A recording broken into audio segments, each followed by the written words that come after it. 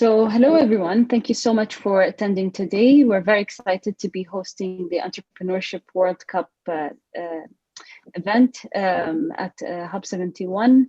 Currently, we're going to have 10 startups pitching as part of the UAE Nationals event. And Ahmed Alwan will start by giving you a brief introduction of Hub 71 and our partnership with EWC. Ahmed, I give you the mic. Thank you, Reem. I hope everyone can hear and see me clearly. Great to see a lot of familiar names and faces on this call. As Reem mentioned, this is just to give you a kind of bit of a background on Hub 71. Firstly, my name is Ahmed Alwan. I lead strategy and corporate development at Hub 71 effectively since inception. We started in March of 2019 with the mandate of enabling the technology ecosystem out of Abu Dhabi. We are a flagship project of Ghadan 21. We are also spearheaded by Mubadala Investment Company to ensure execution and delivery of these programs, in addition to partnering with them across the value chain when it comes to the startup cycle. Beyond that, what we have on offer at the heart of what we do is we offer an incentive program. Some of you are familiar with this. It's 50 to 100% on housing, office-based health insurance. We have an online application process where startups apply and we review it regularly. We also participate in these, and we're proud to be participating in an event such as the EWC, where we're able to propagate the Hub 71 mission and also be part of a wider story when it comes to developing the innovation ecosystem in the region and beyond.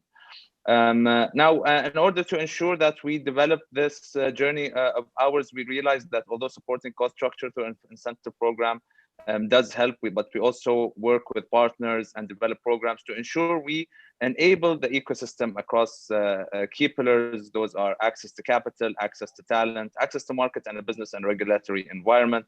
So everything we do will feed into one of these pillars, whether it's our work with accelerator programs. I see VJ on the call and Elodie, so shout out to them for being anchor program leads on those. We work with the investors, the Mubadala I mentioned, historically the investment at Abu Dhabi Investment Office. We work with corporates. We have a long list of corporates that we deal with. We work with government entities, large tech companies, Microsoft and SoftBank are strategic partners of ours. Another shout out to Roberto, who's a judge here, also part of the MS Microsoft team. And last but not least, the ADGM. We work closely with the regulator here, been instrumental to our journey. So just want to kind of give credit to the full scope of the technology ecosystem. All partners are contributors towards kind of developing that. We're excited to have another milestone to showcase our efforts in bringing all of this together, not only within the UAE, but within the region. So thank you all. Excited for the next couple of hours, and good luck to all those presenting. Or back to you. Thank you so much, Ahmed. So I think Abdurrahman is the director of EWC from Misk is also here and would like to give us an opening remarks. Abdurrahman, can you hear me? Abdurrahman maybe hasn't joined yet. Yes, I'm here. Can you guys hear me well? Sorry, I was on mute for a second. Well, thank you. Thank you so much, Reem. It is really incredible to be joining you guys today on such an special event. I want to first start by thanking the team at Hub 71. Incredible partner and great work that's been inspiring to see how the ecosystem in Abu Dhabi and across the UAE has been greatly impacted by the great work that you guys do. And I also want to congratulate everyone, all the finalists today. Of course, the team that's been working for the incredible work, but also the finalists today. I mean, just the sheer fact that there have been, they're the ones who have been chosen from thousands of entrepreneurs and startups from across the UAE is enough testament to the level of innovation and the incredible work that they do. I just want to start by saying that all the finalists today, the 10 of them, they should think of themselves as winners, definitely already. And you know, whether they win or not today, they are officially part of the Hub 71 network, and by extension EWC, which means great opportunities are coming along the way, and we will always be part of the bigger network to ensure their success and thriving. I want to give just a little bit of overview about who we are. We are, you know, along with the team at Hub 71, partners in the Entrepreneurship World Cup. We're Misk Foundation. We're kind of like a private nonprofit from the kingdom. We're focused on helping youth across a number of domains. The biggest of them is startup and entrepreneurship. We're also involved in areas like education across the different levels, and within certain verticals that we think are impacting the future of youth and entrepreneurs across the region and across the globe. We are interested in being involved with the startups across a number of programs. Obviously, the flagship of them is the Entrepreneurship World Cup, but we also do focused boot camps, accelerators for seed stage, growth stage, and other ways. But that's kind of like an overview about Misk Foundation. We're very excited for tonight, and we want to thank the team at Hub 71 for this incredible opportunity, and we cannot wait to see the ideas and the startups that will be presented today. But again, thank you, Reem, for having me. Thank you so much, Abdurrahman.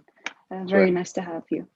So now I think just to give you kind of a brief of the applications that we've received in the UAE, we have actually received, my screen's fine. Do you see my screen okay?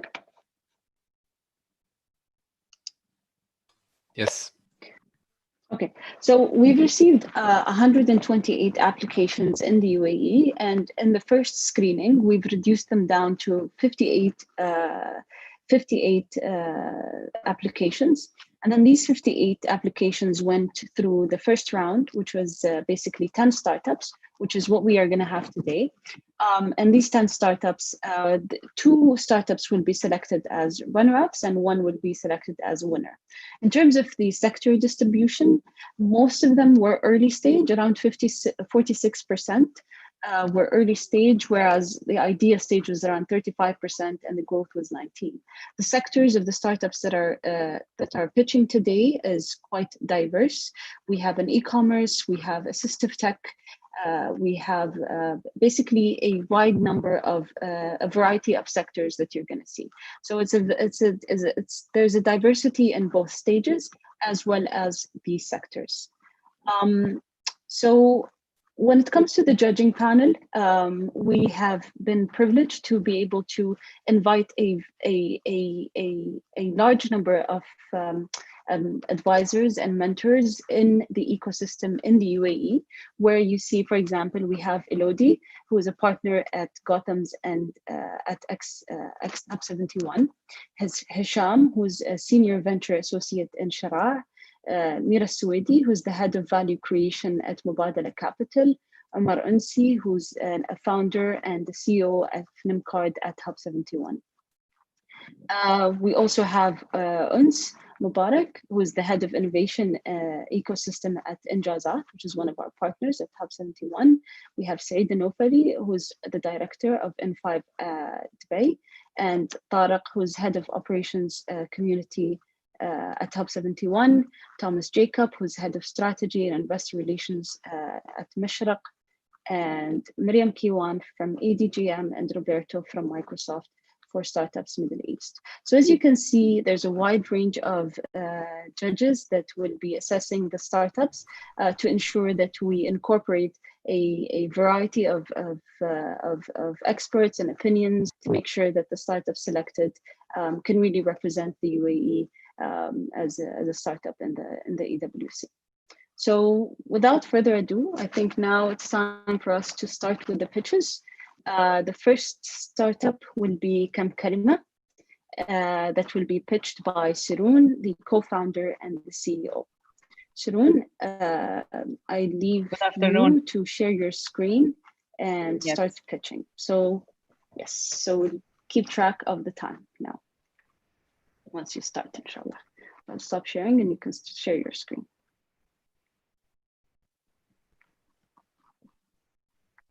Good afternoon, everyone.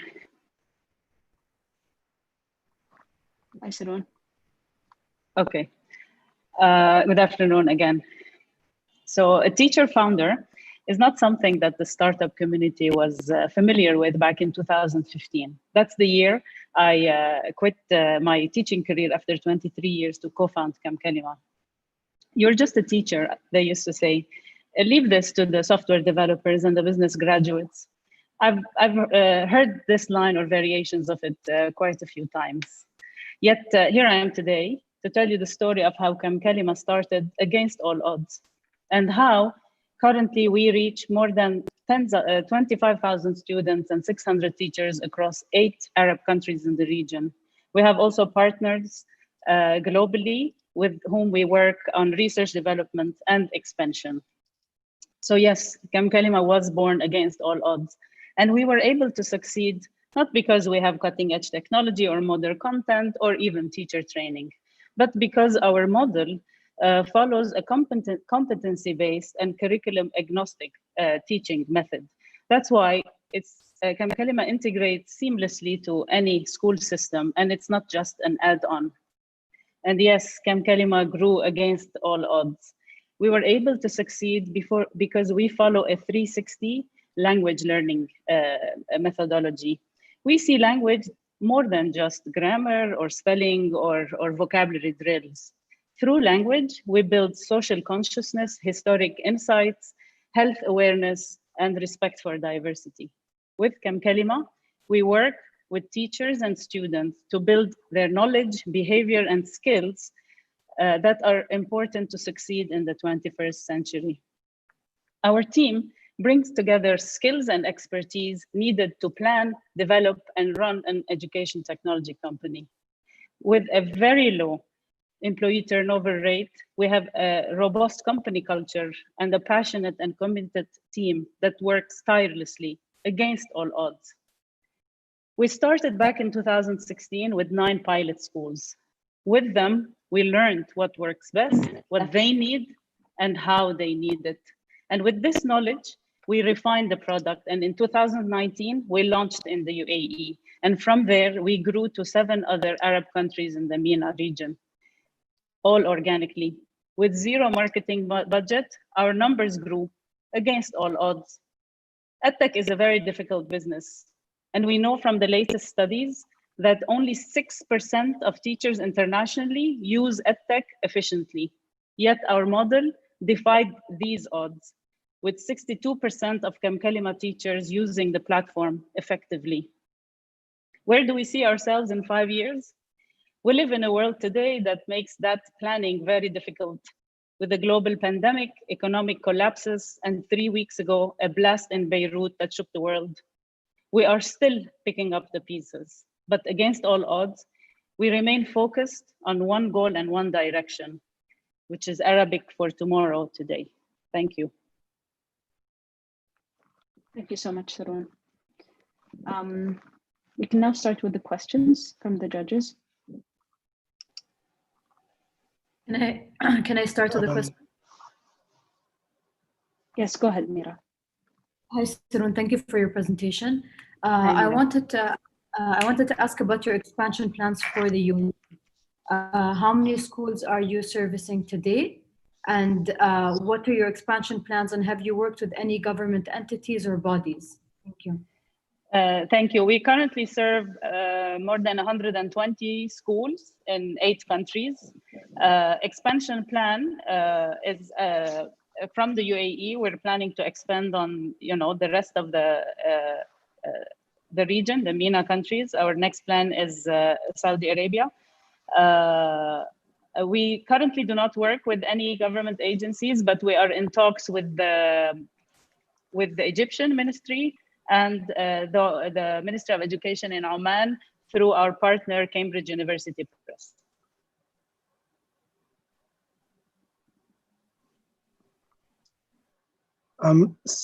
Sarun, I would like to ask a question. Can you please explain further what is the problem that you're trying to solve for? Sure. So education, technology has entered the world and changed a lot of things. But when it comes to education, technology hasn't really made a big impact. And when it comes to Arabic, it's even worse. And there are two major problems that Kam Kalima solves. One is using latest technology to improve teaching and learning, using data analytics to show weaknesses and strengths, using interactivity between the teachers and students to make learning more fun and relevant. And second biggest problem that Arabic teachers and Arabic education faces is a lack of proper, current, up-to-date resources. So Kam Kalima solves these two problems. Thank you. Thank you. Thank you so much, Saroon. So now moving to the, one more question. No, go ahead. Yeah, one more. Quickly, Saroon, could you let us know what is the biggest barrier that you have at the moment as you grow? It's been difficult. Actually, the pandemic situation made EdTech more relevant, but because schools are let's say, not technologically ready to go directly remote. The barrier was making sure that we were able to train the teachers effectively in a short period of time and get them ready to do the difficult task that they had to overnight, which is going from classroom to remote. But as I said before, we have a team that's very robust, and we were able to change overnight our sales model, training model, outreach model, support model to become completely remote. And we were able to support more than 660 teachers during the pandemic to be able to do that. So as we grow, when the pandemic is over, we want to keep on supporting our schools and our teachers in the same fast and efficient way, even as we grow into hundreds and thousands of students. Thank you. Thank you.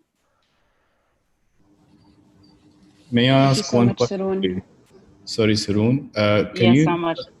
How do you measure success? How do you measure the success of your service or product or platform?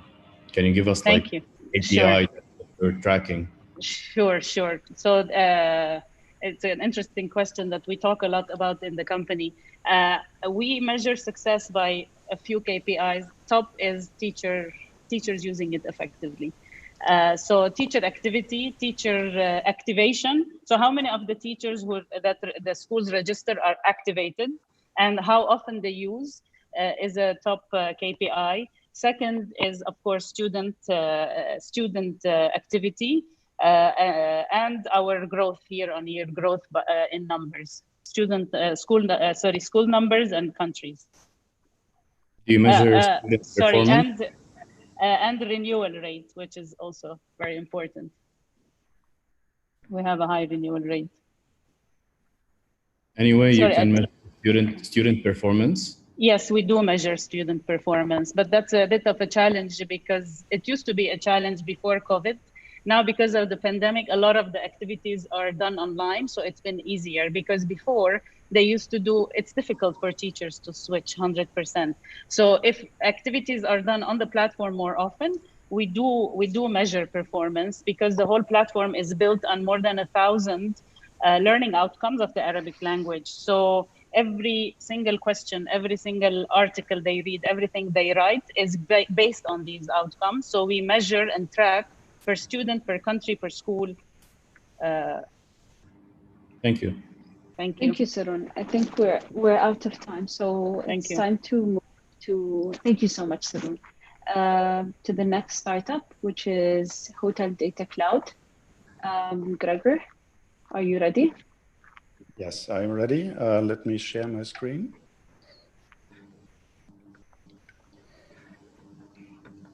Go ahead. Hi, I'm Gregor Amon. I'm the co-founder of HDC. We have named by the UN WTO as one of the healing solutions for tourism for COVID-19. Content distribution. currently is broken. And often there is no way to control hotels to verify the information that potential customers are getting. And with so many intermediaries, hotel descriptions and pictures are often outdated, missing, or wrong, which in turn increases customer complaints, damages hotels' reputation, and costs them money. On the other hand, booking a hotel is still a very complex and annoying process. And in the post-COVID era, where the travel industry has been catastrophically hit, hotels cannot afford to have incorrect or outdated information. And for those of you who ask themselves, what's so difficult about a hotel booking? Let me ask you this. Which website would you go to see how many hotels in Paris adhere to the health and safety requirements that make you comfortable enough to travel in these trying times? Or how many hotels in London actually offer halal breakfast? The only way to cope with those challenges is to have a single source of truth distributed to everyone in the market. And that's what HTC does. But we've taken a step further. We have developed an artificial intelligence-powered recommendation engine that will allow hotels to showcase tailor-made offers, amenities, and other important factors according to each traveler's specific requirements and personal preference, leading to a massive uplift in profit for our hotels and the travel partners. Now have a look at those 4 images. They represent the same destination, but our machine learning algorithm are able to determine in real time which visuals to show to a client in order to secure a booking. That is groundbreaking. In order to regain travelers' confidence and restart the travel industry, we have also included all the relevant health and safety information that allows travelers to book with peace of mind. Now, our subscription-based model allows for rapid scaling, and our market is huge. We have identified over 300,000 hotels globally as potential clients and charge them each around $1,000 per year. We leverage the power of our distribution partners worldwide to quickly onboard hotels. Tourism boards globally, including Dubai Tourism, are in the process of mandating HTC for all their hotels. Our well-rounded team here in the UAE is constantly expanding. Just yesterday, we hired 2 more members who didn't even make it on the slide. What's next for HTC? After bootstrapping HTC in the beginning, we were able to secure $360,000 in funding in the middle of the coronavirus crisis. And we are currently raising another $1 million to cope with increasing client demand. But what's most exciting is that our current deal pipeline is valued $5.8 million in yearly returning revenue. Thank you so much for allowing me to present Hotel Data Cloud to you and show you how we are restarting tourism globally. Thank you so much, Gregor. Just in time. So now we move to the questions. Any of the judges has a question? I have one. What makes HTC different? What's your competitive edge? Because there are a lot of different applications and technologies for travel, for tourism. So what differentiates you? Sure. It's the difference that HTC has is that we are purely B2B service. So we support all those applications that are around that face the end client. HTC allows the hotel to distribute all the information seamlessly in a structured format to the final vendor where actually the booking happens. So if you look at that from that way, we are a leader globally in what we're doing in terms of structuring the data and have a very little competition. I have a question. How difficult would it be for the massive aggregators in the travel industry to develop this value proposition and compete with you? Yes, for them it is quite difficult, and that's the reason why they are actually talking to us. We recently talking to BCD, which is the largest business travel service in the world. We're talking to Amadeus, again, the largest global distribution system, because they understood that if you want to have a successful solution, you need to be supplier agnostic. So if Booking.com would go into that market, that would only serve Booking.com channels, and they wouldn't want to enhance the competition, obviously. Expedia, Wigo, Tajawal here in the UAE. So that's what makes HTC unique, that we are able to be completely independent from suppliers and serve both sides of the market independently.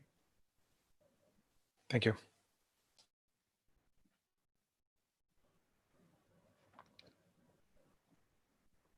Any more questions? Okay, thank you so much, Gregor. Well done. So now we're going to move to the next pitch, which is Academy, presented by Raya. Raya, are you ready? Yep, I'm just going to share my screen. Go ahead. Cool, can everyone see my screen? Yes, we can. Awesome. Well, good afternoon, everyone. Thank you for joining in. It's an honor to be here. I'm Raya Bichahri, and I'm the founder and CEO of Academy. Academy is an award-winning organization that offers future-focused and wisdom-based education. Through an online platform and offline programming, we teach students all the powerful skills and values that are often missed out in traditional education, but are crucial for them to have a positive impact on humanity. Our extracurricular projects aside, last year we launched the Academy Learning Hub in order to start designing alternative full-time models of schooling. And all of our current programming serves as pilot programs towards this alternative full-time model. This is a much needed radical model to the traditional system that we have right now. It's one where instead of school buildings, all of the learning happens online, supplemented with in-person experiences as in the hybrid model. It's one where instead of subjects, all the curriculum is completely interdisciplinary. It's one where instead of content, the curriculum is focused on critical skills, dispositions, and values. And instead of a standardized curriculum, learners embark upon personalized learning pathways where they learn in a way that's aligned to their strengths and weaknesses. And finally, instead of exams, students are assessed through purpose-driven accomplishments and project-based assessments. We saw that a lot of the innovation in EdTech was focused just on the technology, but there wasn't enough innovation in the curriculum and the systems of schooling that we have at a global scale. And over here, you can see a high-level summary of our curriculum and the kind of vision that we have for the future of education. We're also designing this alternative schooling model to be highly scalable. We saw that the biggest cost drivers for traditional school systems were staff and venue. And we're tackling these two things through a hybrid model and also by redefining the role of the educator. In the last 6 months alone, we've seen a lot of incredible growth and traction. We launched a partnership with the HP Innovation Garage. We did multiple cohorts of online summer camps in order to prepare students for this post-pandemic world. We were the main award winner of the Young Foresights Practitioners Award by the Schools of International Futures. And we are currently launching programs with Abu Dhabi Department of Education, Al Futtaim Education Foundation, and we are currently in the middle of a program with the Saudi Space Commission. In addition to this, we are ready to start fundraising for our full-time model, and I have letters of intent signed by many parents who are interested in the schooling system as well. Previously, we are partners with Area 2071, which is an initiative of the Prime Minister's Office, and we've also worked closely with KHDA as part of Cohort 7 Dubai Future Accelerators. We're a team of award-winning educators. My co-founder, Rowan Roberts, is a finalist of the $1 million Global Teachers Prize. Our Chief Technology Officer, Keith Gillette, is a serial entrepreneur and has launched alternative schools in the United States. Laura Matusian is an educator of 15 years and on the member of the Dubai Future Council for KHDA. We're also supported by an incredible advisory board, including the founder of the Steve Jobs Schools and the former CTO of Cisco, in addition to an educational board of exclusively Global Teachers Prize finalists. A final thing I'll add on our timeline is we are fundraising over the next few months for our full-time model, and we are looking to launch our first learning hub for full-time students in the fall of 2021. Finally, I will say that we are redefining education, not just as a way of preparing students for jobs or for universities, but as a tool to better our world, which is much needed. Thank you. Thank you so much, Raya. We now begin with the questions. Hi, Raya, I'm Vijay. Could you help me understand how do you go about acquiring customers, and what is the revenue model that you're working on at the moment? Yes, so we actually have a combination when we have the B2C, B2B, and B2G going on at the moment. So we have, for example, for our 6-month program, for the Learning Hub program that we have right now, it's extracurricular, it's 6 months still, but it allows us to actually test out elements of what this full-time model could look like. And for this, we have parents who pay tuition to enroll their students into this program, but we also worked with the Al Futtaim Education Foundation or entities like GEM Education who would like to purchase like seats for their students. Or in the third way is we're working with ADEC, Abu Dhabi Department of Education, to sponsor scholarships for youth in the UAE. And in terms of our kind of marketing channels, we actually don't spend any money on marketing because we're a team of educators who've been in this education space working together for over 10 years. We kind of came into the market with direct access to the connections that we needed. So I have a question on the full-time model. So a student will be able to graduate from our academy. What do you do about accreditation? That's a really good question. So we're tackling that in a number of ways. We actually did identify an international accreditor called the New England Association of Schools and Colleges. They accredit Harvard and thousands of international schools globally, and they've said they would accredit our system. So they do accredit alternative models of schooling, and they're radically innovating on this front. Local accreditation is a little trickier, but we are actually currently in conversations with KHDA and the Regulations Lab, which is an initiative of the Executive Office in Dubai, to try to get to work with them on a kind of sandbox for local online school accreditation. And the third way we're tackling this is we're working with credentialing partners. So industry partners such as HP or IBM, Area 2071 could credential certificates as well, adding an additional layer of credibility for models like this. And I will finally add that we do have alternative models of schooling popping up all around the world. You see micro schools in the US and Indonesia that do things very differently, and their students are getting into universities. So universities are increasingly becoming aware of the rise of such systems. Hi, Raya, Thomas here. Question on the target age group that you have in mind. Is there any age group which is core for this, or is it more broadly across all age groups? Yeah, no, thank you for asking. So we focus on high school, ages like 13 and above, but we do take a competency-based approach. So what that means is anyone with the reading, writing, basic literacies of 13 and above can join. So we've actually had a 9-year-old in our program who was already in high school, but generally that's the target age. Excellent. So we're out of time, but thank you so much, Raya. It was a great pitch. So now up next we have Mazen Amir, CEO and co-founder of Eduployment. Mazen? Yes, hello. Are you ready to share your screen? Yes, I am. 1 second. Can you see my screen? Yes, we can. Go ahead. Very good. Thank you. Assalamu alaikum. I am, 1 second. I'm Mazen Omer, CEO and co-founder of Eduployment, a purpose-driven technology business to help eradicate poverty by educating and employing the underprivileged. Poverty is a global humanitarian problem. There are over 1 billion people living in poverty today, earning less than $3 per day. They're trapped in a poverty cycle because of the countries they live in have limited job opportunities. For many, employment abroad is their best option to provide a better life for themselves and their families. However, most don't speak English and cannot access these jobs. What if we could teach them English to unlock a lifetime of learning and upskilling and match them with jobs simply from their phones? This would uplift them and their families out of poverty, and this is the purpose of Eduployment. With a combined 58 years of professional and entrepreneurial experience, we know the value of education. Over the past 12 years, the hundreds of individuals we have employed in our F&B business have all come from these communities. We have heard and learned from their struggles. Their stories have inspired Eduployment.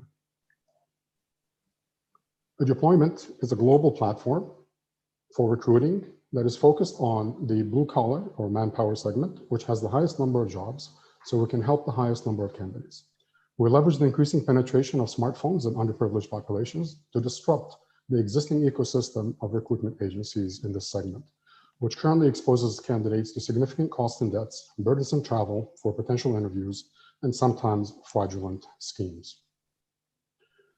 For the candidates, we engage them in their native language, create their CV and a video introduction, benchmark their English proficiency and personality type for a better job fit, provide them proven English language training via a gamified app with optional industry-specific courses and English training for their children.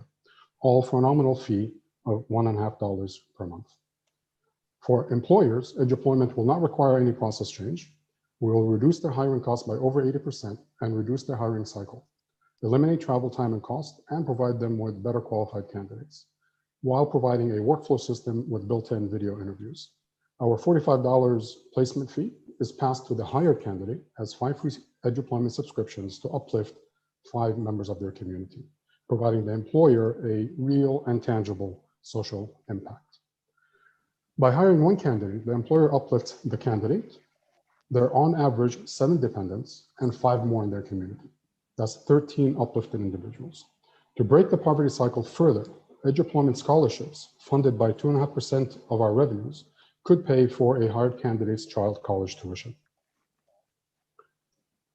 Today, we have completed the platform's designs and prototypes, and we're raising funding to complete the development and proof of concept. While we're forecasting $39 million in revenues with significant double-digit EBITDA by year 3, Eduployment's driving vision is to uplift 4.6 million individuals in 3 years. This is our life purpose, and with your support, we know we can achieve that. Thank you. Thank you so much, Mazen. We now go to the questions. Any of the judges have a question? Assalamu alaikum, Mazen. Alaikum assalam, hayakallah. Just a question with regards to, is this the product itself is ready, and or do you have any customers that you have tested this platform with, or any institution or something? The product is under development. As I mentioned, we have the prototype ready, so we're still in development stage. And we have spoken to a number of clients, both on the candidate side and on the employment side, and we're happy that we've got a pipeline of both candidates and employers that are looking forward to having the service. So based on our fundraise, we should be going live in January, inshallah. Okay, good luck. Thank you. Mazen, I have a question regarding the reach. How do you reach these candidates, given that English is not their first language, and I noticed that most of your communication is in English? Yes, correct. Very good question. That's actually one of our unique value propositions, is that we will be reaching out to them, not only reaching out, but every touch point on our platform will be in their local language or dialect, right? So even in some countries, there's multiple languages. This will all be localized to them. Otherwise, the platform is not accessible to them. This is one of the main problems we're trying to solve. So whether it's our social media advertising or the platform interface itself on the app, that will all be localized into their language that they understand.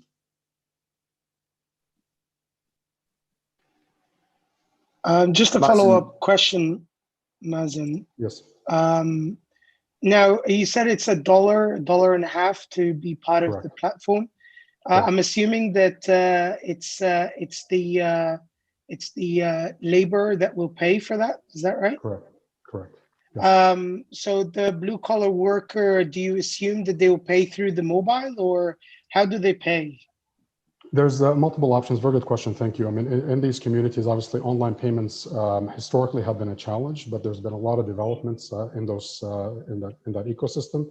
So whether it's through the Apple Pay or Google Play platforms, that's the default. However, there are payment gateway options in every single country that we're targeting, whether it's through the mobile phone operators or, for example, things like Paytm in India and the like of it in other countries. We would be leveraging those to facilitate the payment. So we're fortunate that there's a lot of development in that space that makes it easier. Thank you. You're welcome. I'm Mazen Thomas here. What are your target markets? Which countries are you targeting in phase 1? Very good.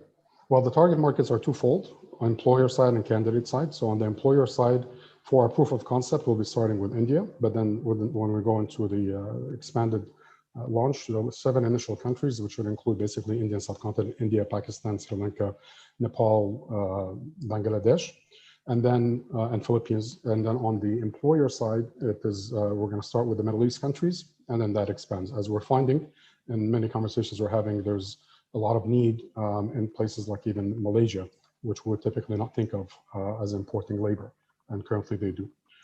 For the candidate side, it's going to be driven by the languages that we support for the localization, like the previous question that was asked.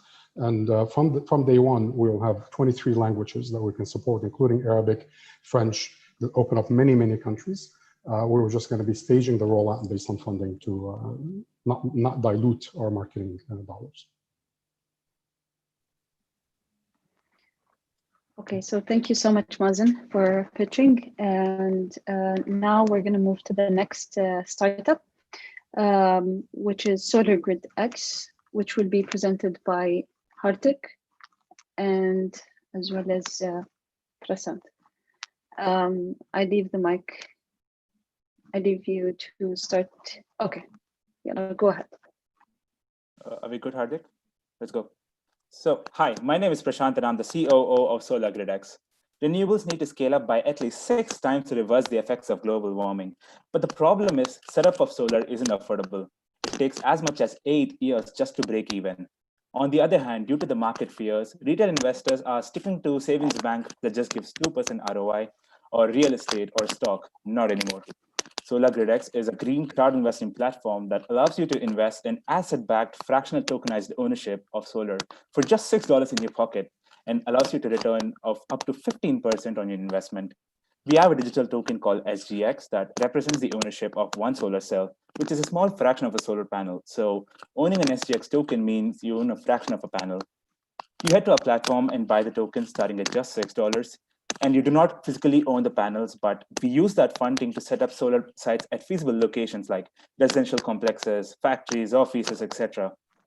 When these sites start generating electricity, we sell that to the consumers over there, collect the proceeds, and distribute it back to the token owners proportionately. This way, people can hold on to the tokens and earn up to 15% in ROI per year, or if they want to exit the market, they can simply sell their tokens to another buyer. It works like a P2P platform. And for the consumers, we outsource specialized solar contractors to set up solar free of cost for them. And they also enjoy up to 40% cheaper electricity than compared to the conventional source. We're aiming to capture a market where only $3 billion were invested by the public. And by significantly increasing this number, we aim to generate $1.5 million in revenue by launching 50 solar sites in the first 2 years. We take $0.50 commission from solar EPC providers, 2.5% on each trade on our platform, and 10% out of the investor returns. Similar ownership model has also been adopted by Sun Exchange. Right now, they have around 700,000 plus solar cells installed in South Africa, but they have a lock-in period of 25 years that's just not attractive to retail investors. With our unique pricing strategy and secondary market, we provide no lock-in of time, which means you can simply exit the market anytime that you want. We believe this will be a game changer in attracting retail investors. Our initial electricity consumer market is in India. Investor base is in the MENA region. We aim to attract 150,000 plus retail investors in the first 2 years. Currently, we have partnered up with an EPC provider that will give us access to 5 megawatt worth of deals. We also ran a successful pilot project in Gujarat and awarded emerging fintech talent in MENA by ADGM Academy and a lot more. All these milestones were only possible because we have an awesome team. Hardik has a family business of solar in India. Devansh has been developing apps since the age of 16. Myself, Prashant, I have been working for blockchain and research teams for Microsoft and ENBD. Chavi is a certified industrial accountant. We also have some amazing advisors with us. Devender is the ex-VP of India's foremost bank, and he's even been CEO of a solar power company in India. Munir has been, who's also a part of an advisory board for sustainability in EWC. Our vision is simply to reverse climate change by opening gates to solar investments using tokenization for the public. That's my 3 minutes. Thank you. Thank you so much. I just have a question with regards to, are you operational yet? So we're not operational yet. We have been conducting pilots in India within our friends and families for close range. We need to be regulated by ADGM or DIFC so that we can publicly launch it. Okay. And location-wise, which location are you looking at, like to start the business? So the investor sites we want to start, obviously, is set it up in the UAE and attract UAE investors. For the solar consumer sites, we want to target India due to the amount of subsidies and incentives we get right now. So as a market, you want to target UAE? The investor market, yes. Investor, but not the okay. And how are the regulations when it comes to India? Is it flexible or is it like restricted, like you know, some regions? Yeah, so as long as we can get the regulation from ADGM, we will be okay to launch this platform in India as well. And in India, as you can see, there is a sudden boom and by the government for solar, and there are several incentives to it. And our legal team has already performed a check on this, and we do not have any serious restrictions on setting up of solar in India. Okay. All right. Thank you. Shant, I fail to understand one thing. There seems to be a disconnect with the money being raised through investors and then who expends the capex for the solar panels, given the fact that investors are free to trade in and out of the exchange without any lock-in periods. Okay, thanks for the question. I'll connect you to Hardik, who will be answering the question now. Hardik? So yeah, see, there's one primary market which will be only active when we will be launching new site. And then there's a secondary market, which is a peer-to-peer exchange between the investors. And the pricing of the token will be set on the basis in a timely manner and in a transparent manner defined, which reflects the underlying value of the solar panels. So it's primary market and secondary market. And just as a follow-up question, with the primary market, who are the investors there? And so given that the long-term view of solar panels is getting cheaper by the day, how do you ensure that the assets, the underlying assets, are not being devalued as investors expect an appreciation in the secondary markets? Right. So when you are investing in our token, you are actually investing in a portfolio of solar panels. And the price of the token is actually the weighted average of all the solar sites. So our plan is to strategically keep installing new solar panels, and it's going to reflect in the token price. We also have another mechanism called token burn, through which we burn some tokens according to the depreciation of solar panels. Thank you. Any more questions? Yeah, just one more question. What is your growth strategy beyond India? So India itself is a very big market to capture in terms of solar, and the commercial base is good. Apart from India, we are also looking at Caribbean region, which is also high returns generating for the solar consumers. Why Caribbean specifically and probably not Africa, for example? Because of the electricity rates there.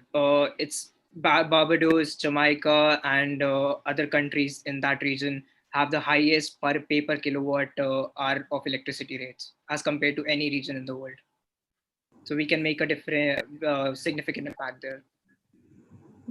Thank you. Thank you so much, Rasant and Hadrik. Thank you, everyone. And now we will move to the next startup, which is Knack, presented by Amna Al-Jarwan. Amna? Yeah. Are you ready? Yeah. Go ahead.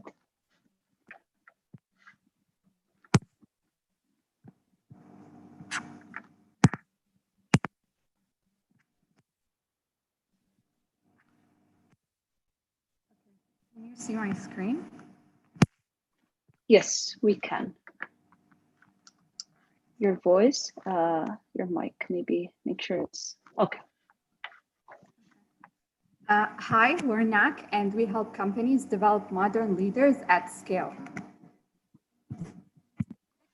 10 MENA leaders are not ready to address modern workplace challenges. And unfortunately, the current leadership development solutions just don't work. They're expensive, and so they're not scalable across all level employees. Companies can't measure the return on developing good leaders, so why would they? And then they're not effective. Classroom training just don't develop leaders overnight.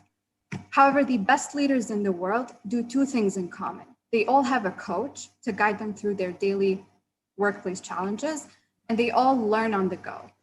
So we've created Knack to help companies reinvent their people, measure impact, and reduce costs on training. How do we do that?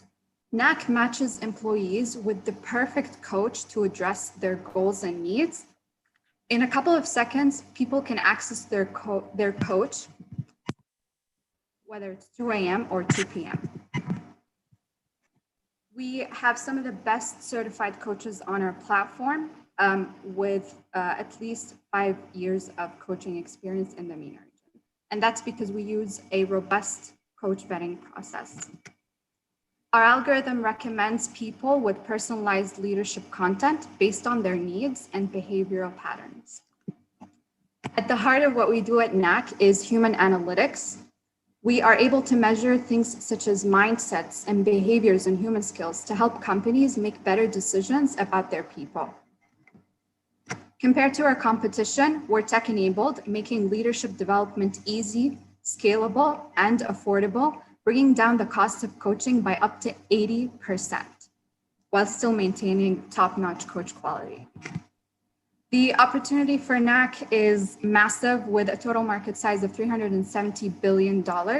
What's interesting is that MENA's share of this market is barely disrupted by technology.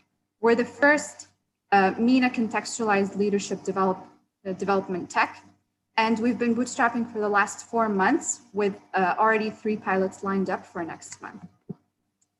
We are a SaaS company, so we make revenue through monthly subscription per user, and we're projecting a $3.6 million run rate by 2023. We're a team of 2 problem solvers with combined experiences in academic research and HR consultancy from Khalifa University and PwC. Sheikh Mohammed bin Rashid said that today's Arab crisis is not one of money or men, it's one of leadership and management. And at Knack, we've taken it upon ourselves to address what could be an Arab leadership crisis. Thank you. Thank you, Amna. Questions? Hello, Amna Tarek here from Hub 71.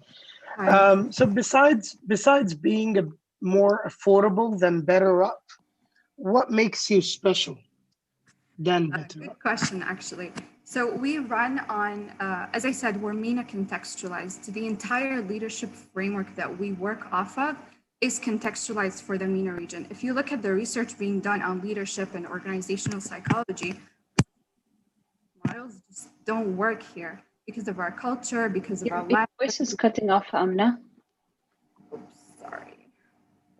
I'll just repeat the answer. We work off of a MENA contextualized leadership development framework because Western leadership development models don't work here. So we take into account our culture, workplace dynamics, the psychology of the people here, as well as the language as well. So does that mean you offer Arabic content with Arabic coaches? Most of our coaches do speak in Arabic, and then Arabic content is definitely in the pipeline as a growth strategy. Produce and Amna, just a question. Have you partnered with any organizations within UAE or somewhere in MENA? So in September, we're going to run our first pilots. One in Saudi and one in Saudi. Are you going to be running? Yeah, the first pilots. Oh, okay. All right. Okay. And in terms of official partnerships, we still don't have, but we do have a lot of our advisors. Hamna, a question in terms of how you do the matching of leaders to coaches.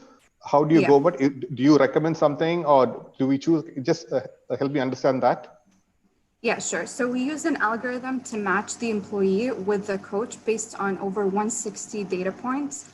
And then you get, as an employee or as a person, you get 3 matches that are pretty accurate matches, but you still have to go through a chemistry call with all of them. So you can call each coach just to ensure that there's chemistry between you and compatibility, and then you pick your coach from there. So we make sure that you get the perfect coach for you. Thank you. I have a question. Sorry about that. I have a question regarding data monetization. How are you planning to do that in the long term beyond coaching? Yeah, so it's actually a good question. We are a data company through and through. In the future, we basically want to use this data to help companies make better decisions about their people. So for example, like a simple example, if you're in healthcare, you'll be able to know, let's say you're in healthcare and then you score low on empathy. You'll be able to benchmark yourself against other healthcare institutions in the region who may be scoring high on empathy. So we're not going to sell data, but just use it to inform companies to make better decisions about their people. Thank you. Hi, Amna. Because you want to do this at scale, how are you attracting your coaches, and how do you manage the quality, and how do you compensate them? Because it's all in the value you're giving back to the trainee. Exactly. So we do use, as I said, a robust coach vetting process. We are currently inviting coaches, we looked at the best coaches in the region. We are inviting them in person. And the incentive they get is pretty high. We don't get complaints on low payouts or any of that. This is one thing. And the second thing is that we've talked to a lot of coaches and we've been listening very attentively. One thing that comes up in common is that these coaches dread doing business development, and we take up that on them. So it's a win-win for all, I'd say. And also the volumes game as well. So, for example, comparing to your Corn Ferry or Ken Blanchard, as a coach, they'll promise you one client a year maybe, or one client every few months. We're promising coaches at least 10 clients a month as we scale. So I'd say it's a win-win for everybody, the companies, us, and the coaches. Thank you.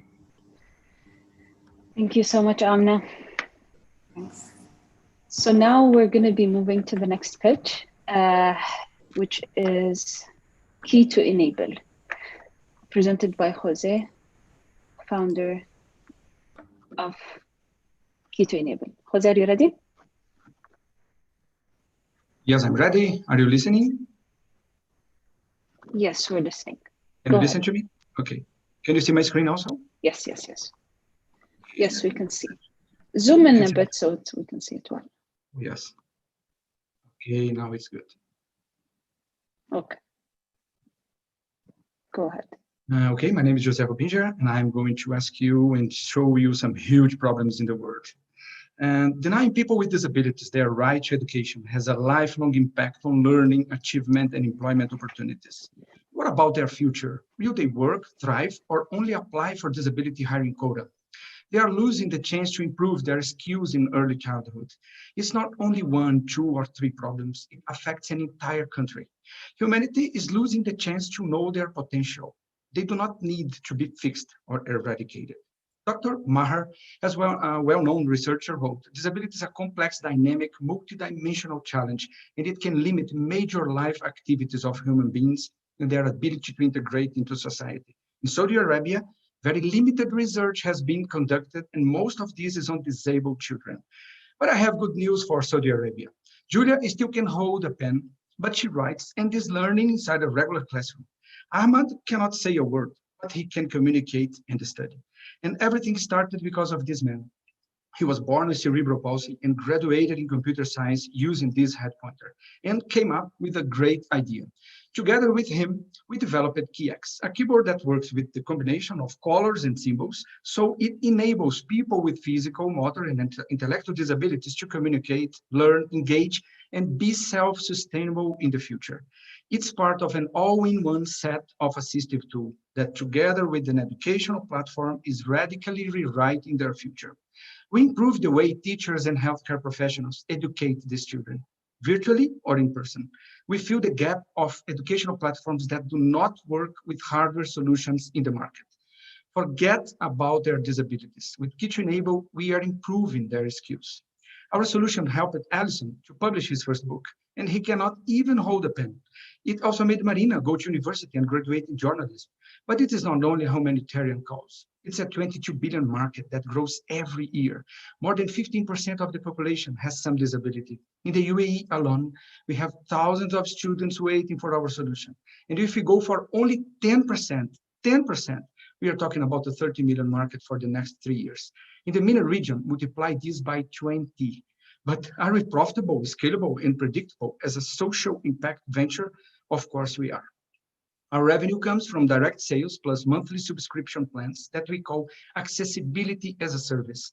Working with this model, we finished our year with more than 5,000 users, 400 schools, and 600K in revenue last year, bootstrapping. We can't manage what we can't measure. Our all-in-one solution collects data to improve customer satisfaction, scalability, and predictions for other assistive tools development to enhance their skills using AI. But let's tell the truth. Every competition should have Brazilians. And now you have José that is dedicating his life to this amazing country. Together, we can make the future possible for all these kids.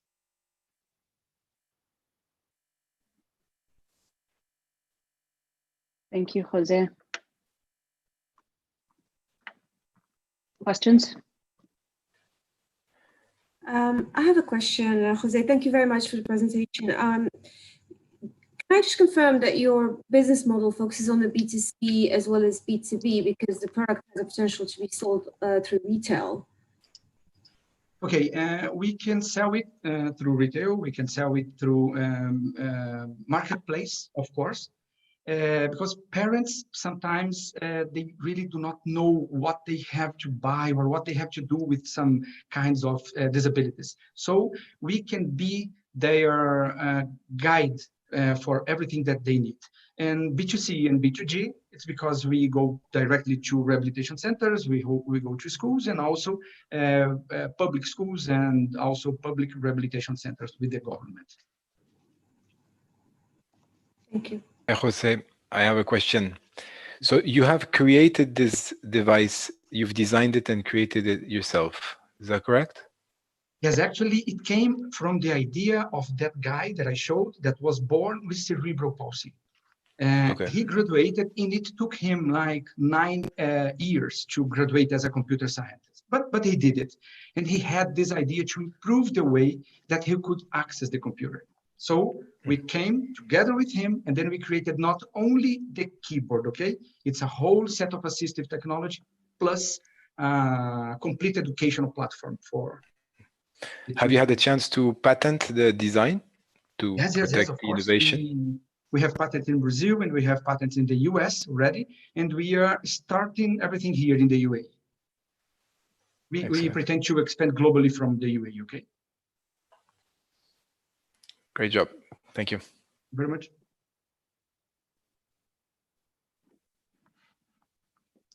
Any more questions? Okay, well done. Thanks, Jose. Actually, I heard someone. Okay, let me stop sharing. Thank you very much. All right. Thank you so much, Jose. So now I think we are moving to the next startup, which is Ogo, presented by Khalid Imran. Khalid Al-Imran. Khalid? Yes, shall I share my screen now? Yes, you can share your screen. Go ahead.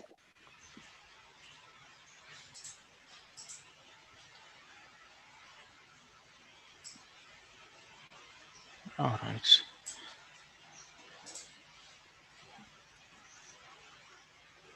Okay. Hi, everyone. I am Khalid Al-Imran, co-founder of Ogo. Today, I'll be introducing Ogo. What if starting your own e-commerce store is as easy as opening a social media account like Instagram, Facebook, or even faster than signing up for a new email? E-commerce in MENA region has almost doubled from 2016 to 2019 in just 3 years, and regional sales has grown from 18 billion to 34 billion US dollars, and expected to reach 50 billion in 2021. And this is according to B&& Company. There are a lot of home businesses, SMEs, and retail selling amazing product and services, but they are unable to sell them online as they have difficulties in going online and technical issues.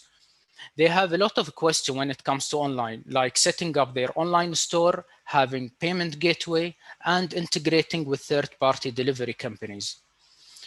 There are a lot of options in the market, such as Shopify, GoDaddy, and Wix.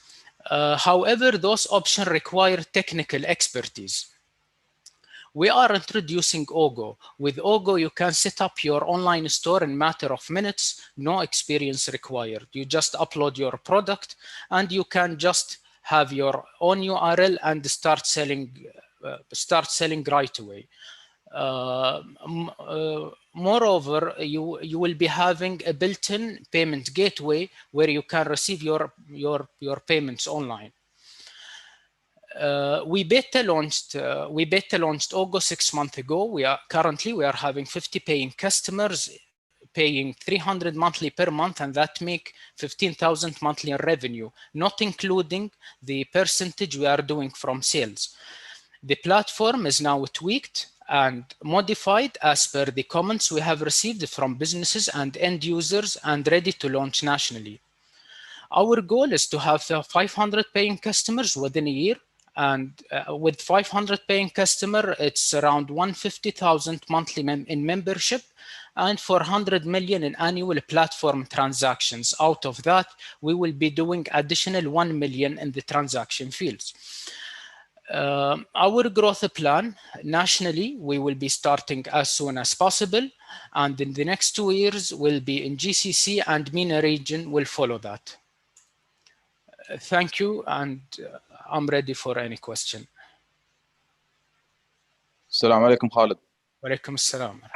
Khalid, I just have a question with regards to defensibility. Today you have, I believe there are many platforms who can take you out in no time, like Noon, Amazon, and all these players. I just have a question. How are you tackling, or what's your strategy in order for you to be able to be protected?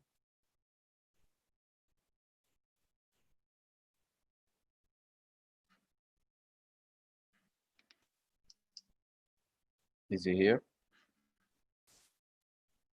Khalid?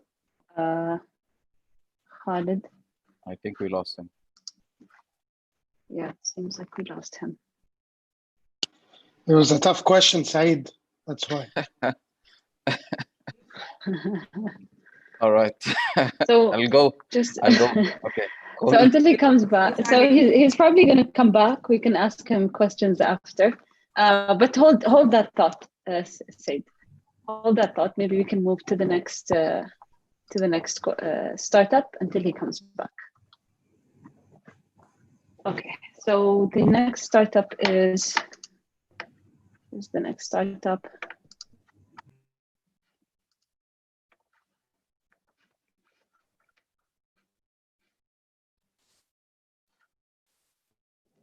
Ziba? No, not yet.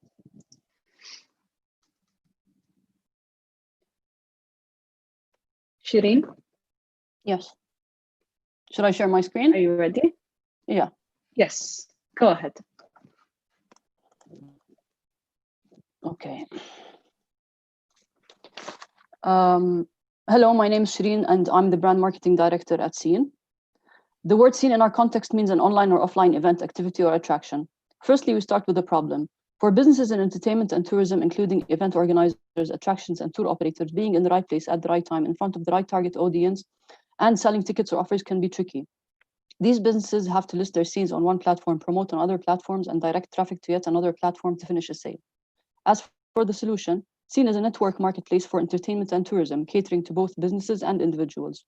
For businesses, it's a one-stop solution to list scenes, attract and engage with lifestyle-based audiences, promote, sell tickets and offers, manage inventories, manage check-ins, and extract actionable data. For B2C customers or attendees, it is a tool to connect with like-minded people, find scenes according to lifestyle preferences, and buy tickets and offers. Here we see the scenes page on the mobile and web apps. And here we see the profile of a scene. These are the social features. As you can see on the left, the user's profile shows the person's identity or interest hashtags, and on the right, users are matched with others who share the same interests. This is an example of a ticket purchasing process. The travel feature allows B2C users to in-app travel to other cities and check out scenes, plan ahead, and purchase tickets and offers. This allows for more exposure to our B2B customers as their scenes are shown to more people from other countries. We monetize via 4 channels. Firstly, an annual subscription for $365 for businesses to use the platform. And then we have tickets and offers and Scene Media, which is lifestyle targeted advertising on both the mobile and web apps. Advertising is targeted on Scene. Through the user's profile and social network, we gather data which is utilized for ads targeting. This is the competition landscape. Scene is the first and only socialized entertainment, tourism, and MICE network marketplace, and with an organizer feature accessible to both businesses and individuals. As for our post-COVID-19 strategy, firstly, the future of events is a hybrid. It will include the option of having both an online and an offline version for each event. Secondly, users will be shown the laws related to the country they're using Scene from. And finally, adding a safety and wellness section to each Scene's page. Scene covers the whole of the GCC region. We currently operate with 2 currencies, AED and USD, and we'll be introducing the currencies of the remaining countries soon. Scene is ADGM registered and Yas Island partnered, and will be selling tickets for these attractions. As for the team, Maria is the managing director. She has previous experience with Emerson as engineer and products developer. She holds a master's in engineering and business management from the University of Birmingham. Alex and Vlad have 9 years of experience in development and working together. Their portfolio includes apps for big brands like NBD's Bank's Live app and Land Rover's Aldi app. And finally, I have 17 years of experience in marketing communications, working on both the client and agency sides. Thank you very much. Thank you, Shireen. So I think we'll take questions for Scene and then we'll go back to Olga. To the committee, do you have any questions? So I have a question on the product. Can you integrate your app into other apps, or is it like a standalone thing? We don't have an API for the time being, but we're working on one, especially that we need to integrate it with Zoom soon for online events. Like for example, let's say, you know, I don't know, but I'm thinking about myself. Why would I want to sign on to Scene? What makes it different from like other apps? Can I use it with like my Instagram, my Twitter? You know, how can it become like not a burden, if you will? Okay. Yes, we're working on integrating it with Instagram, for example. So people who use Instagram can be shown on Scene. It offers you, it has different offerings than Instagram. So basically, instead of using, like, it's not about generic hashtags, it's about identity hashtags. So for example, I'm a foodie and an artist, and I look for someone who's a foodie or an artist, and I find them and I connect with them, and we can create an activity together. For example, a musical gig, or if they're into kite surfing, we can create an activity about kite surfing and go to the beach together. It's a completely different package of offerings for its B2C clients than Instagram. Instagram is solely online. Scene is about online to offline experiences. It seems to me that it's interest-led rather than event-led activities that people sign up. That seems to be my understanding. How do you monetize that? If it's say 2 people want to get together for a picnic by the beach, and could you monetize it? If, for example, the picnic is held by a business, activities can be created by businesses as well. Events or activities or attractions, they can be created by, I mean, they all can be created by individuals or businesses, and depending on the country that they're using Scene from, they can either sell tickets for and offers for these events, activities, or business or attractions, or not. So, for example, in Lebanon, they can create an activity like people, normal individuals, and sell the tickets for it. On the other hand, businesses can create activities for brand activations, for example.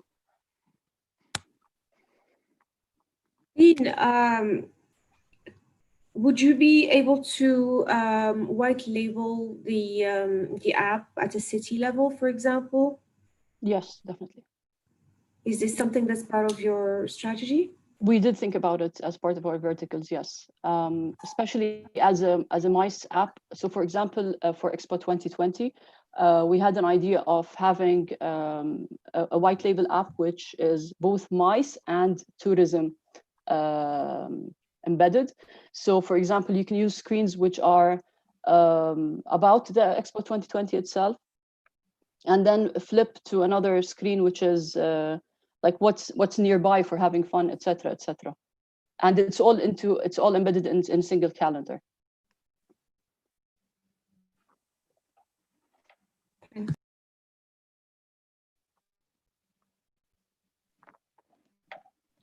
Okay, so thank you, Shireen. You're welcome. Thank you. Thank you so much. So now I think we're going to go back to Ogo because I think we had a few questions and it cut off. Khalid is back now. Say, do you want to repeat your question just for everyone to be aware? Yeah, Khalid. Hi, Khalid. I say sorry for the disconnection. It's okay. So Khalid, I was just asking with regards to the defensibility and you know, because for me personally, I've seen a lot of platforms like this, and I feel that the likes of Noon, the likes of Amazon can, you know, they can come over and take the business. I remember, I can recall 12 months ago, Noon have actually contacted me, actually looking for a person who can handle this. Something exactly what you described. So just in terms of the strategy of you defending, you know, this platform and how it's unique from everyone. Because, you know, for me personally, I can see Noon going into every business. I like, you know, especially what you're doing currently. So maybe you can elaborate on that. Yes, sure. The answer to this question, we have done a study with one of the businesses where we currently Noon model most probably will be taking percentage, at least not less than 10%. And we have done a business case with one of the businesses with us. We have calculated how much sales they are doing through our platform, and compare it to the monthly subscription that he's paying. And at the end, he ended up paying less than 1% out of his total sales to us. So our subscription model, we believe that will be disturbing the market, as giant companies like Noon and Amazon, they have a line that they cannot cross or go below. Since we are small and we are doing a very minimal subscription model, not even that, we have even a freemium model. I believe that will counter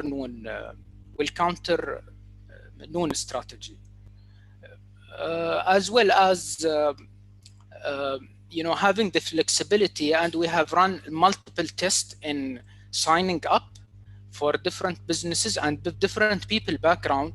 They all managed to sign up as easy and as fast as possible. So the simplicity in the pricing and the simplicity in the registration, I believe would work. Even we have worked with multiple businesses, and we are all getting positive response, and their sales has increased. Khalid, just as a follow-up question, you know, with Instagram and Facebook allowing for online stores to be set up, I still fail to appreciate what is the differentiator that you have that these giants don't.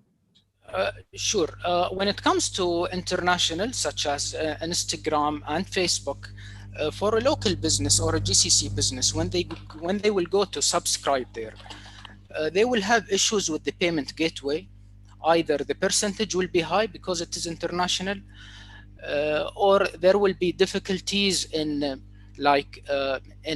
transferring the money to them, because such huge businesses, they require minimum balance to be transferred. In our case, we have a built-in payment gateway, and the transfer happen no matter what the amount is, and it's all zero charge. Also, getting support from such businesses, it's all about not only sales, but after sales. Getting support from Facebook and Instagram, not easy as it looks. We are sure that our support will be an edge for us when it comes to this. The support and even dealing with the local, I would say, integrations for the payment gateway, sorry, for the delivery companies and for the loyalty programs. Hello, Khalid. Thank you so much, Khalid. Yes. Hi. So, hi, Khalid. one more question. Yeah. Just wanted to highlight. So, going against large competitors like that involves, you know, some real foresight and you know, some strategic thinking. Have you had a chance to build a board of advisors to support you in that adventure? We have some advisors on that, and we have met some SMEs organization in UAE, where they are interested to have a strategic partnership where they will support us in, you know, circulating our platform among the businesses. All right. Thanks. Good luck. Yeah, thanks.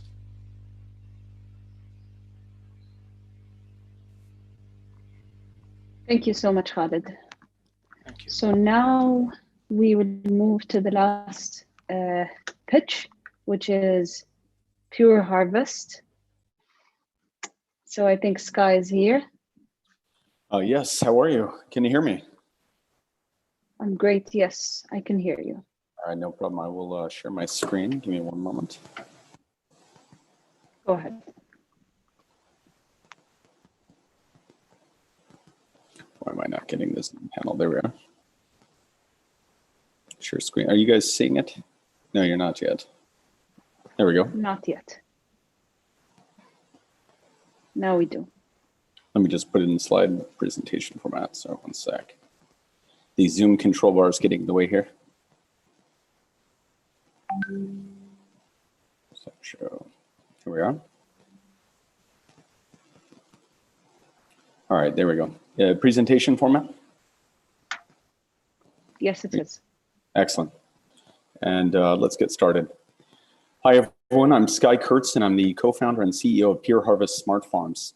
It's commonly understood that by 2050, we'll have 9.5 billion people in the world, and we need about 70% more food to feed these people. But yet, climate change and a lack of additional arable land, as well as climate change's impact on water supplies, are making this very difficult, right? We ultimately will need technology solutions and increases in productivity on the same resource base in order to feed humanity without significant problems. This problem is extremely acute in the Middle East, where we have over 80% import dependence. And of course, farming here is inefficient. Population's increasing at a greater than average rate around the world, and we air freight a ton of our food by exporting our wealth. Not to mention, we have a health crisis here, but that's beginning to be a key focus for governments. And right now, consumers have two choices: either low quality, seasonal, fresh produce, or air freighted imports that are very high quality, but at an extremely high cost and only available to a subset of the demographic. We have created an opportunity to produce something that's in between, a solution that's scalable and sustainable that can produce food in the region at a different cost point.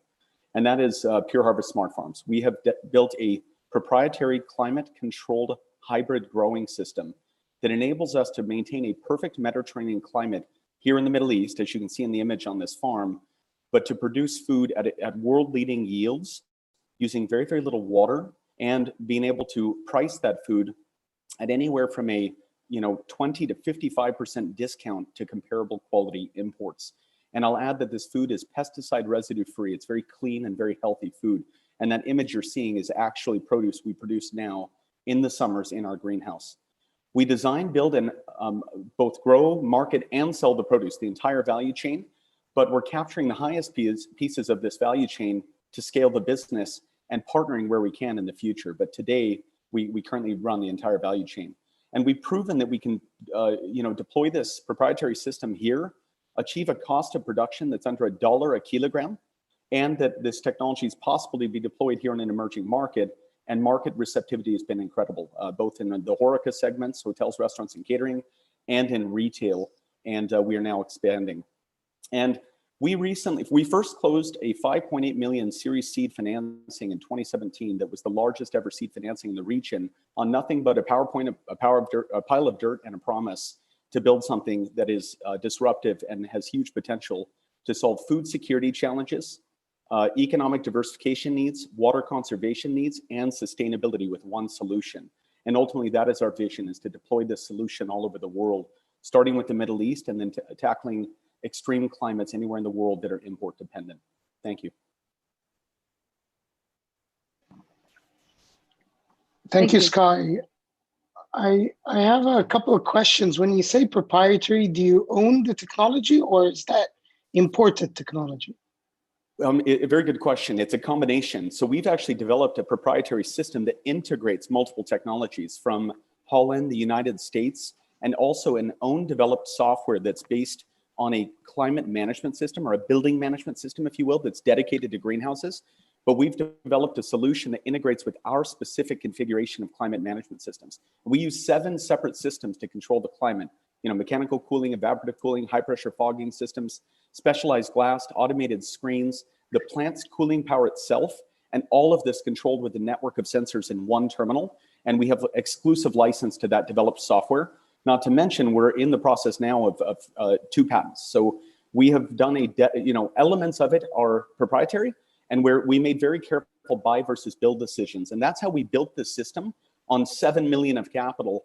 And we're bigger than, Plenty, who used 240 million of capital for a vertical farming solution from SoftBank. We've been extremely capital efficient about how we built this. My second question is, why did you apply to the Entrepreneurship World Cup? Ultimately, we want to be recognized for what we're doing, and also recognize Abu Dhabi and the Middle East for the innovative solutions that are being developed here. What's unique about Peer Harvest, right? We tackle extreme climates. This is one of the most extreme examples in the world. And we believe that if we could prove our solution in this environment, that it could be transferred anywhere, whereas the other way around may not be true, whether it's developed in Holland, San Francisco, or Chicago. Some of the other vertical farming companies in the world that are after a similar problem, aren't doing it in the right laboratory. We thought this was the perfect place, and we want to use this as a forum to showcase our potential and our capability. And you may be aware, we recently closed a over 24 million Series A with a 100 million commitment for future financing. We're starting to enter a world stage with regards to a technology-enabled agribusiness that's tackling this big problem of food security around the world, right here, and we're a homegrown Abu Dhabi company. I have 2 questions. First of all, the first question is, what are you growing? Is it only tomatoes, or do you have other stuff? We currently are growing 26 varieties of tomatoes in multiple types, and 6 varieties of strawberries in multiple types. And now in our new systems, we're deploying an automated green system. It's our climate system with a partnership and an exclusive license to an automated greens mobile gutter system. And we will be producing greens as well. And then in a new build, we'll soon announce in Kuwait, we're going to be doing capsicums, greens, strawberries, and tomatoes in one site with a giant customer service and tourist center in partnership with a key retailer there. So we're increasingly diversifying. I mean, ultimately, anything in a Mediterranean climate we can produce: tomato, capsicum, cucumber, strawberry, aubergine, lettuce, microgreens, and herbs in any variety. And there are 440 commercial varieties of tomatoes, right? So we're not only displacing the import market, we are creating new markets and new products that have never been seen before. And even today, we sell 6 varieties in this market that have never been seen before. Okay. So my second question is, when it comes to the technology, I believe a few years back, I've been researching about this whole thing, and there was an issue with it when it comes to scalability, right? And because, if you get a bacteria or something gets infected, your whole line is gone. So how are you guys managing this when it comes to vertical farming?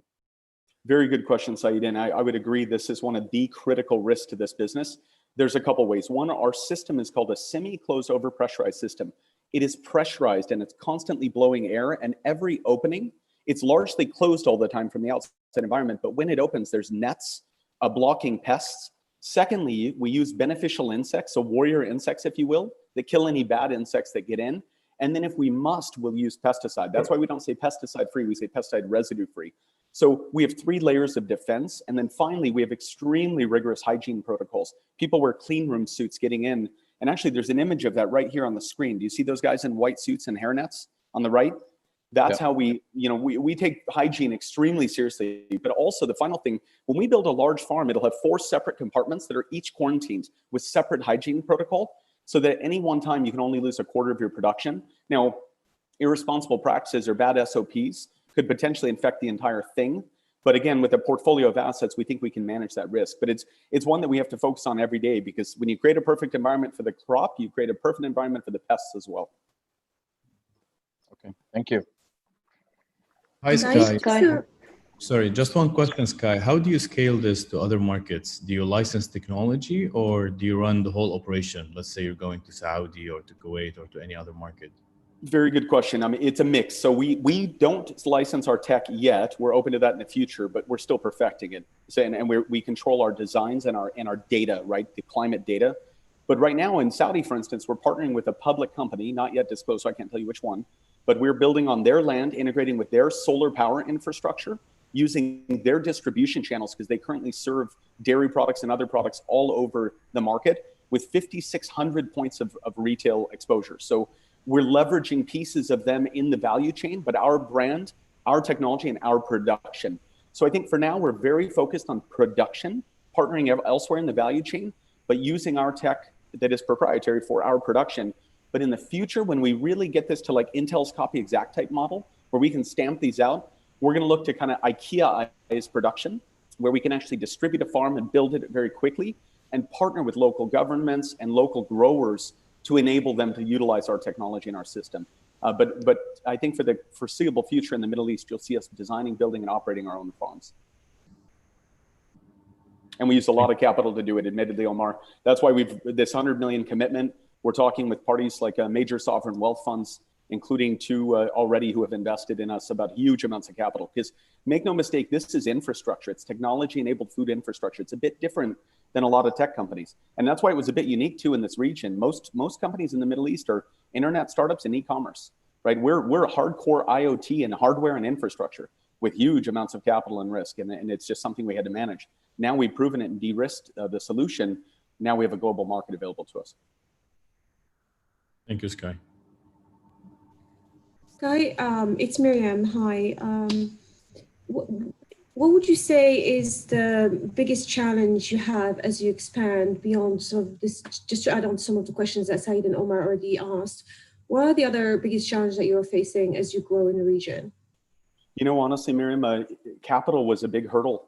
Getting people to believe that a business like this could be done in the Middle East when it's 51 outside in extreme heat and humidity, that we could economically control the climate and produce, right? What's counterintuitive about our business is that the core raw material and driver is light, energy, photosynthesis, right? We are an energy company that converts sun energy into food as cheaply as possible. People getting their minds around that was very hard. And also it's a young capital ecosystem here, right? These aren't huge funds that can plop $5 million in a hardware company. You know, the biggest investors plopped $2 million checks and we needed 25, right? So it was a challenge to raise capital on both times, which surprised me given our performance, but now we're crossing that chasm. It's been proven 2 or 3 years of operating history. We're in every retailer in every market. Now we're being pulled into markets by Kuwait, by Saudi. We're in discussions with most sovereigns in the region. And of course, now we're talking abroad. We've been approached by Malaysia, also Japan, and we are very keen to scale the solution. But Miriam, that has been a challenge. 3 years ago, it was very hard to get people to believe in this. Today, not only with the great work of Her Excellency Miriam Al-Mahari and the Ministry of Future Food Security, but also with COVID-19, right? It has been an awareness event for countries that importing your food and an import reliance is an extremely risky policy for the long term, right? Domesticating that food production and creating economic diversification away from oil is extremely attractive. And we can provide a solution to both of those needs. Just to add I have another question, if you don't mind, Sky. I think you mentioned somewhere that your seeds that you're sourcing are exclusively sourced by Pure Harvard from abroad, from Europe, I believe. How are you dealing with that as you scale again? How are you securing the sourcing? Miriam, good point. Yes, we've talked about that publicly, but we have a multi-pronged strategy for building barriers around the business, right? One, a brand, and everyone gets that. Two is actually the genetic material. Like when you mentioned sunlight, but also the seed is the beginning. So we experiment, for instance, with 26 varieties of tomatoes right now, and the best ones, we go negotiate with the seed supplier and we secure exclusive license to that variety so that we can brand and build a business around that product. And this is a strategy that others have done successfully in North America and Australia and the United Kingdom, but nobody's done it here because nobody's been able to grow at the quality we do to be trusted with those seeds and those brands. So now we have 3 in our portfolio, and we're securing 6 more. And now we'll be after strawberries, and every variety we're going to go to do that after we experiment with which ones work best. But we're also securing the IP. And then the final key thing is building scale, right? Somebody talked about Noon earlier. Make no mistake, in businesses that require capital and infrastructure, scale is a core piece of competitive advantage, right? For us to raise the minimum efficient scale of the industry. We want to make it cost $50 million if you want to come compete with us, because nobody gets to build a $2 million farm anymore. And now obviously the way to do that is to just build and grab market share and capacity, become the incumbent on every shelf with distinguished product and significant market reach, local for local production in every major market in the region. Thank you. Thank you so much. Thank you. And also, thank you. I thought you were at ADGM, Miriam. We appreciate ADGM. We're an ADGM company. It's always a pleasure. You know, I'm a big fan, so. Yeah, thank you, Miriam. Okay, so now I think we're ready to move to the next phase, which is basically the judges will go to a breakout room to have the separate discussions and to kind of to decide on the scores. Meanwhile, the live view would move to me, where I'm going to go and discuss Hub 71 incentive program and Hub 71 in general. So, Kamil, are you here? So Kamil is going to be. Yeah, I'm working on the breakout sessions. I'm going to take the judges to an even room. Okay, perfect. So what is Hub 71 in a short sentence? Hub 71 has been developed as an ecosystem or a tech hub that supports startups that plan to set up and grow out of Abu Dhabi. We are an ecosystem where we're basically in the business of partnerships to support startups from multiple stages, mainly post-seed and post kind of not pre-seed, but seed and emerging stages. Startups that need access to market, access to talent, access to capital, and support when it comes to setting up in Abu Dhabi through the incentive program that we provide for the startups. So, for example, the incentive program is divided into 2 categories. The first is the seed, and the second is the emerging. In a seed company, you would get 100% covered incentives, whereas as an emerging company, you'd get 50%. All of these incentive programs are equity-free. We're also working alongside our corporate partners, such as ADCB, Adar, Mashraq, Injazat, and MasterCard, which are continuously working very closely with us to create the ecosystem and breeding ground for startups in multiple sectors to be able to get access to the right community and framework when they want to grow out of Abu Dhabi. Hub 71 is not an accelerator program, but we provide access to accelerator programs through our partnerships. So, for example, Techstars has a program that runs out of the hub, which is this is an accelerator program, as you all are mostly likely aware of, that is basically sector agnostic. There's also the Microsoft Reactor program, and Plug and Play, and Gotham's, which is basically an accelerator that's focused on aerospace and defense, and also Enjalsi. So as you can see, the hub is basically a community that is full of events and activities and accelerator programs that provide access to mentorship, to support startups that plan to set up and grow out of Abu Dhabi and really benefit from the relationships and partnerships that we have created, all in favor of creating the ecosystem that will support you to grow. So what is the difference between the 2 incentive packages? As I mentioned, the seed covers is 100% covered and the emerging is 50%. So now if you are a company that has between 2 to 5 employees and you've raised around $100,000 to $500,000, you would get you would be considered as a seed company, and the subsidy will be for 2 years. If you're a company that has more than 5 people and up to 25, it could be more, but the subsidy would cover 50%. And of course, if you're a company that has also raised 500K or more, and the subsidy will be for 3 years. They're back. Okay, you guys are back? Okay, so now that the committee is back, I think we will move to the announcements and closing remarks. We are here. Excellent. Who will be announcing? Is it Tariq? Tariq. Okay, yeah. Good. Let me actually to help out. Okay. Shall I start, Reen? Yes, go ahead. Okay. Everyone's so. Waiting. Okay. Then we can make all the participants wait a little bit more just to kind of break some nerves there. But I would like to start off with really appreciating all the participants in pitching today.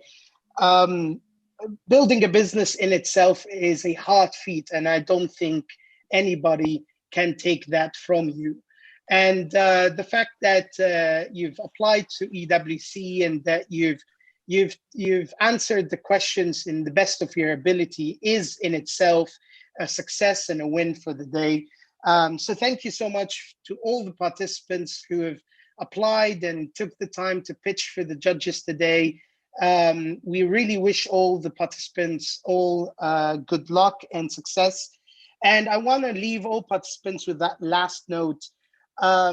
Remember that initiatives like Hub 71 and all the corporates, including as well other incubators and accelerators out there, are here to support you. So feel free to reach out to us, to Shira, to N5, to our accelerators, Techstars, Gothams, and to all the corporates and partners that have been here with us to support you in the next step.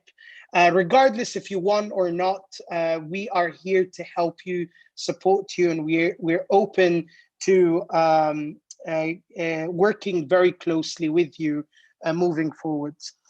So without further ado, we want to announce the winner and two runner-ups. Obviously, the winner will get to pitch and represent the UAE at the global finals in Misk around October time.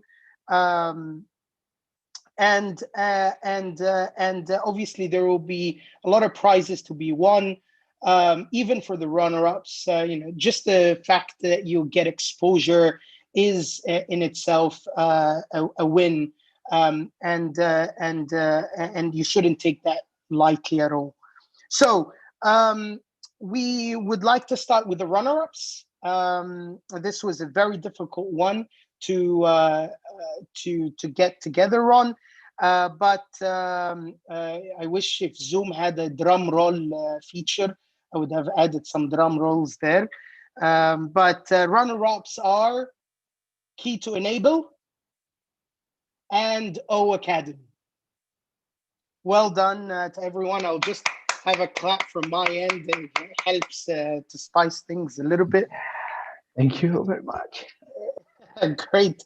And for the winner of the Entrepreneurship World Cup and National Finals in the United Arab Emirates is by far Pure Harvest Farms. Well done to Sky Coates and his team on winning the EWC National Finals. Well done.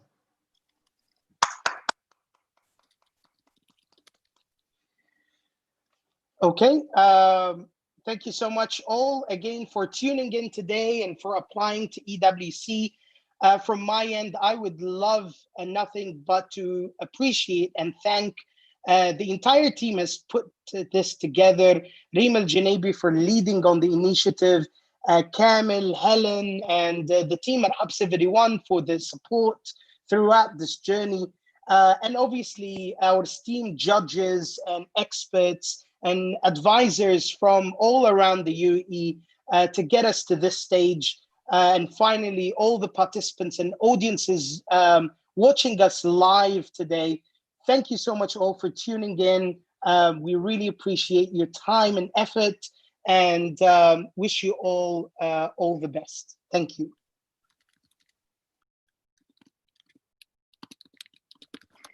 Thank you so much, everyone. Well done. Thank you very much. Thank you very much. It was very glad. I'm very happy to have met you all, and we will hopefully continue to have this relationship to all the startups. Please do stay in touch, because we would love to have you in the hub. We'll be more than happy to support you. Mazen, I'll send you the documents that you asked for to stay in touch with the community. And if anyone else requires anything, please don't hesitate to reach out. Thank you so much for your hard work, and I wish you best of luck. Thank you. Have a great day. Thank you. Bye.